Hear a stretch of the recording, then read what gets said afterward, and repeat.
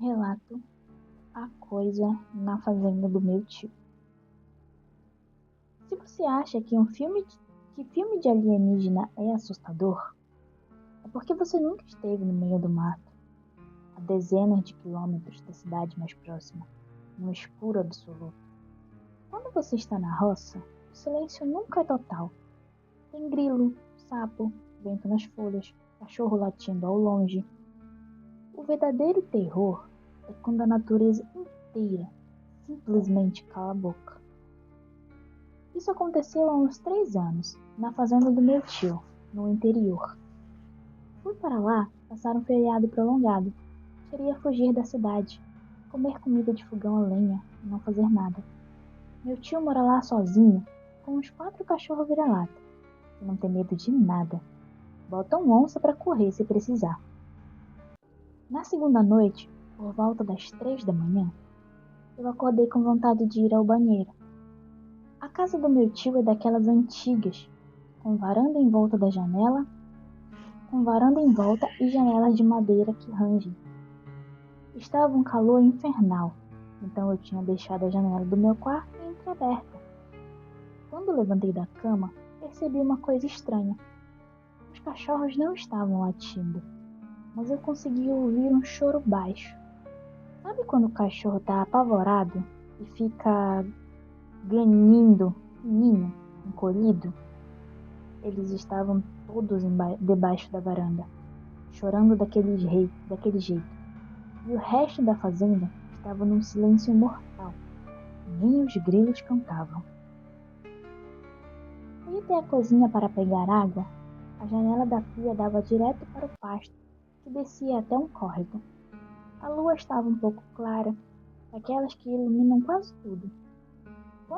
Enquanto eu enchia o copo na moringa, olhei para fora, meio sem pensar. Lá embaixo, perto da cerca de arame farpado, tinha uma figura em pé. De primeira, achei que fosse um ladrão de gado, ou alguém da região que tinha se perdido. Mas conforme eu fui focando a visão, meu sangue gelou. A proporção do corpo estava toda errada. Não era um homenzinho verde, nem nada de filme. Era alto, muito alto. Devia ter mais de 2 metros.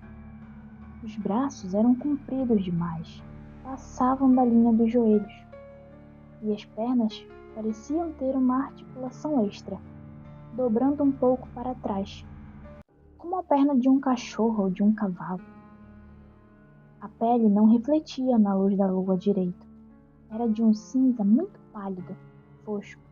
Parecia a textura de um cogumelo que cresce no escuro. Eu fiquei paralisado, com o copo na mão. Meu cérebro tentava achar uma explicação lógica. É um cara doente. É um animal esquisito. É a sombra de uma árvore. Mas não era. A coisa estava abaixada, perto de um dos bezerros do meu tio. O bezerro estava deitado, completamente imóvel, nem tentava fugir. A criatura não estava comendo o animal. Ela estava só passando aquela mão anormalmente longa na barriga do bezerro, com movimentos robóticos, gravados. Era como se estivesse estudando, examinando. O que aconteceu em seguida é o que me dá pesadelos até hoje. Eu não fiz nenhum barulho. Estava descalço, no escuro da cozinha, mas de repente a coisa parou o que estava fazendo. Lentamente, ela virou a cabeça na direção da casa, na minha direção. O rosto não tinha nariz e nem orelhas.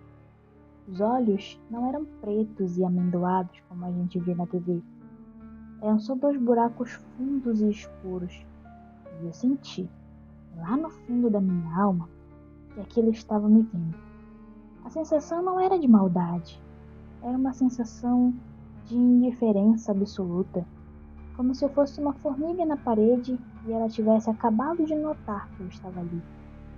A criatura deu um passo em direção da casa. O movimento foi silencioso e rápido demais, como se estivesse deslizado. E pulado os 3 metros da cerca sem nenhum esforço. Eu entrei em pânico. Joguei meu corpo no chão da cozinha, me encolhendo embaixo da pia, torcendo para que a sombra me escondesse. Meu coração batia tão forte que eu achei que ia ter um infarto ali mesmo. Fiquei ouvindo, esperando o barulho dos passos na varanda, esperando a porta da frente ser arrombada. Mas nada aconteceu. Fiquei ali, deitado no piso gelado, até o sol raiar e os galos começarem a cantar.